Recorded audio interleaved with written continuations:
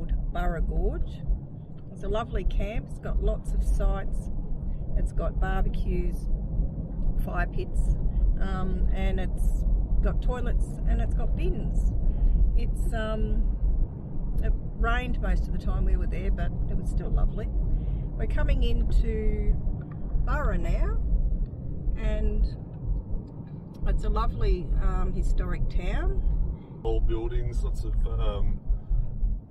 old South Australian architecture. And when we were here last time, we could go to the information centre and you can pay a deposit and get a key, and it opens a lot of the historical buildings and jail, gates to some of the sites that you can actually explore in Burra. So we'll see if that still happens, and might show you a few of the sites. There's the old pub over there, look at that.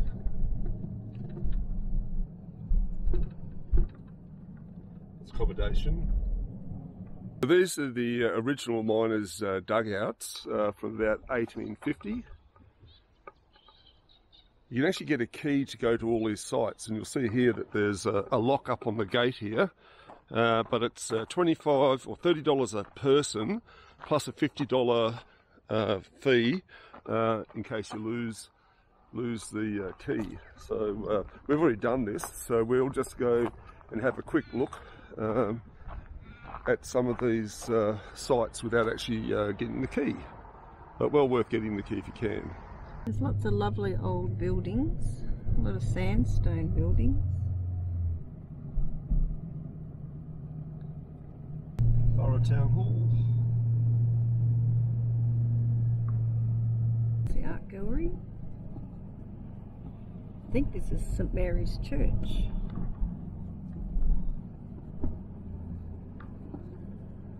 Or maybe that's St Mary's Church. Yes, that's St Mary's Church. Peacock's Chimney. And I think there's a story to this.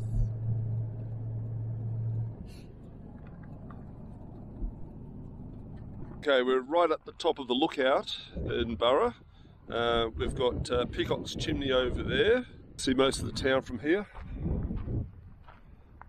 It's not such a good day, weather-wise. So you've got Johnny Green on top of the chimney there. He was actually the mascot. There's the massive mine over there. So the chimneys were actually to vent what was happening underground. And that's a big open cut mine. We'll see if we can go and see that. We've got the open cut mine here. It's very, very, very deep. It's obviously full of water. This is where the search and rescue guys, police, do their deep diving. And then over here, you've got your engine houses right up there. And there's another one over there. We're at the Tarawi railway station. And this is no longer used. But it's actually quite significant because this is where General MacArthur came through back in 1942 with his wife and child. And he actually said the famous words, "I come out of Britain and I shall return." So he actually said them here, which I didn't know. Sort of the old station buildings here. But apparently what happened was they left their hideout in March, spending 36 hours in a PT boat, and then a grueling 8-hour flight before reaching Batchelor south of Darwin. They arrived for Alice Springs in 2 national DC-3s. So bad was the experience that his wife didn't want to fly again, so they actually came down by train, and they stopped here on the way through. This little town, it's a bit of a ghost town, but it's actually caravan friendly, so you can actually camp here for free. But the old buildings here, a lot of history, well worth a stop. It would have been very busy when it was operating, with lots of sheep. You can see that's where we are just there. but it would have been quite a big marshalling yard there. And all the beautiful buildings are still existing. There's heaps of really nice old buildings here. There's the, I'd say something like the Mechanics Institute, 1879. Nice old pub over here on the right.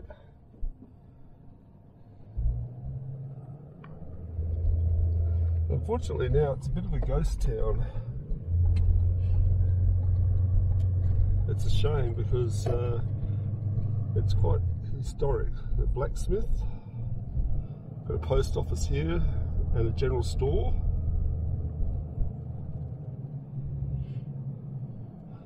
You can imagine in the heyday it'd be pretty busy here. I think the population at the moment, what they say? 70. 70, I think. There's Jupiter. Jupiter's a train. And Tarawi. Nice little stop. We're just out of Uru and we've come to visit the giant red gum. It's 61 metres above the ground and they reckon it's over 500 years old. It's a huge boy. And that's his wife over there. She's a little bit smaller. But that's a pretty spectacular tree. It's got a nest up there too. But yep, that's a lot of firewood in that one. You might run back. They're slow. Don't want to kill any little barley ships. Hello, little babies. We're in Quorn and we're just hanging around. There's a lot of rain on the way, but this is the Lions Club have actually been stockpiling all of this old agricultural equipment, and it looks like they're going to do it up and put it into like a museum, somewhere to stay. So they're doing a really good job. This would be the original area that they had, which is agricultural museum, job creation centre here. So I'd say that you used to just sort of have a look at all the good gear that they've got here. Hey, check out those bellows. They are huge. Look at the bellows. There's lots of interesting bits of equipment here.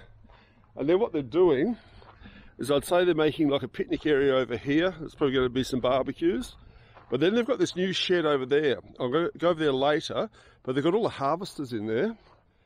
And there's just so much. And I'd say they've got their, oh, that's a new thingy there, but they've got lots of equipment there. The electricians were here digging trenches, so it's actually in construction. But well worth the look. Check out these logs.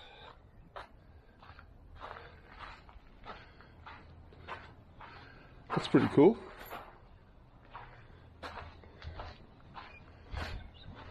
Well done, Lions Club.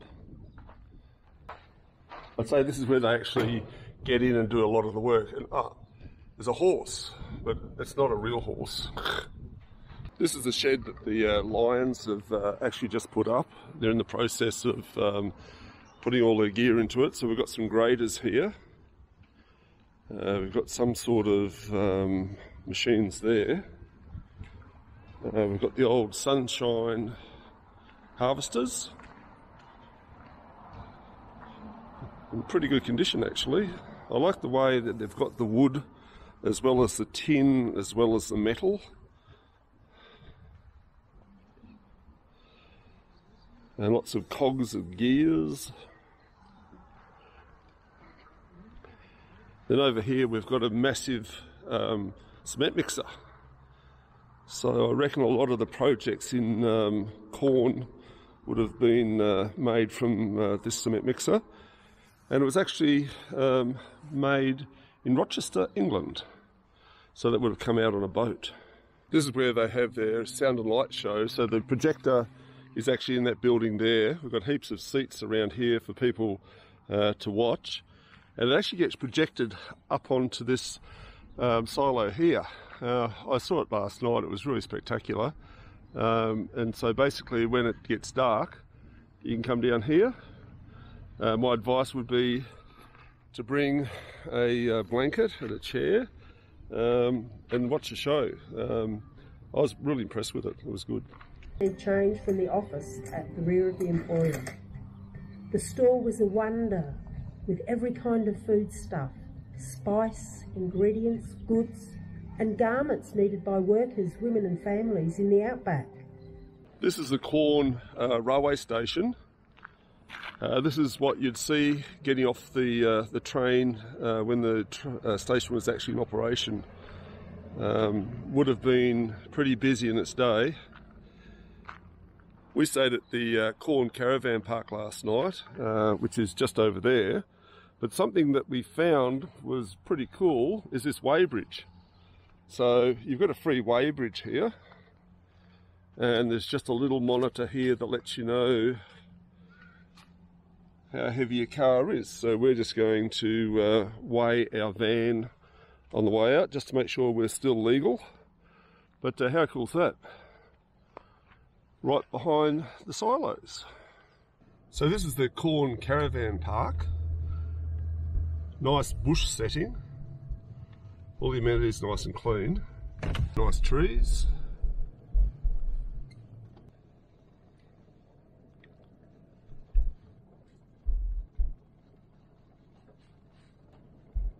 And that's where we are, just there. Just left Quorn, we're heading down towards Port Augusta. We're following the Pedy railway line as we go down. It's on the left hand side, I believe. That's it from here. They've done a lot of cutting to get the railway line through. You'll probably get a glimpse of it there. It's Woodshed Flat. This is the Pedy railway going. It's come through a cutting.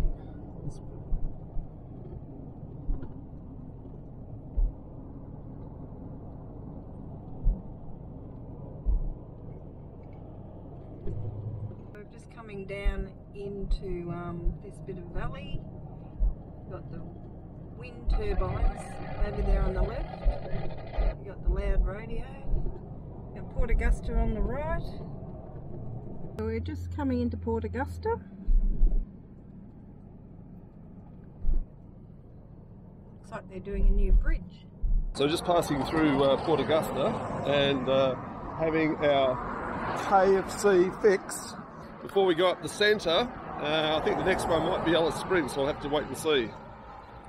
A quick stop at Rangers View Rest Area. There's a few tables over there. You can see Iron Knob, I think, across there. There's a toilet. Bit of cover there. That's about it. So at Burra, having a look at all the exhibits they've got here. There's a lot of crashed bits and pieces over here. Lots of big rockets. A lot of junk that they've obviously found.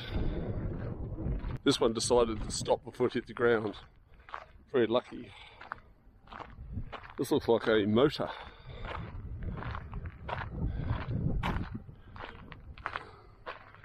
Yep. So we're at Spuds Roadhouse. There's toilets, $5 a night, I believe, if you want to camp here. Over here we've got Spuds, and I reckon that's where Living Like Kings actually worked for a while. The fuel here is, what is it? $2.31. $2.31 a litre. So we've got the docket here. We're going to frame it, but I believe it's even more expensive going over the Nullarbor. $2.60 something there. Is that Sean? Is that Sean the sheep? There's heaps. Oh, it's got big tails. This is our mulga camp just north of Glen Dambo, and we put in here really level, nice orangey red dirt, got the fire going, Joey's over there. We're going to cook our tea here tonight. Firewood. This is like firewood that you really want because it just burns forever. Look at this. This has been on here for ages and it just keeps burning. It's really great. We've got a few neighbours around, which is good. They come from Sutton Grange South. Got some more neighbours over there. I thought it was South Mandarine. Sorry, you're right. They're from South Mandarine. We're from Bendigo. And what a coincidence that we actually find them in the middle of freaking nowhere. So when you're coming along the road, you've got to be really careful because you don't actually see where you turn off. We actually missed it and we had to sort of backtrack a little bit to find it. Look over here. Look at these spiders. They've got their nets up, ready for a big catch tonight. They've been working very hard. So we're in for a really nice night here. Up in the morning, we head up to Coober Pedy, but after a nice fire, we'll watch the sunset. Sunset's going down over there. It'll be really good. No reception here. Telstra Optus, no reception. If there's an emergency, we've got sat phone, and if we watch telly, we'll have a quick look using the satellite just to make sure what the weather's going to be tomorrow. So that's good. As far as communication, we've got a little bit of Telstra, no Optus. If we need to, we can actually watch some telly, check up on the news and the weather. If there's an incident, we've got the sat phone. Is that right, Joanne? That's exactly right. Did I get it right this time? You did. Am I going to turn it off properly this time? I don't know. You need to actually press the red button.